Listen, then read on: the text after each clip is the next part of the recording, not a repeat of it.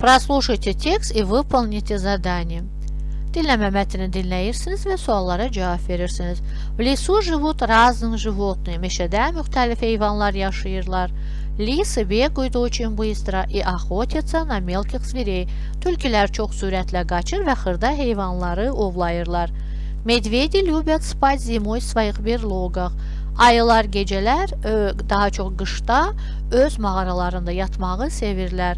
А птицы поют рано утром, приветствуя новый день. Quşlar səhər erkəndə yeni günü salamlayaraq öz nəğmələrini oxuyurlar.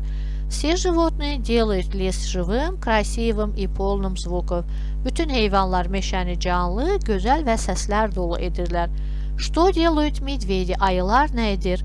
Mətndə deyilir, медведи любят спать зимой в своих берлогах. Mətndən irəli gələrək любят спать variantını seçirik.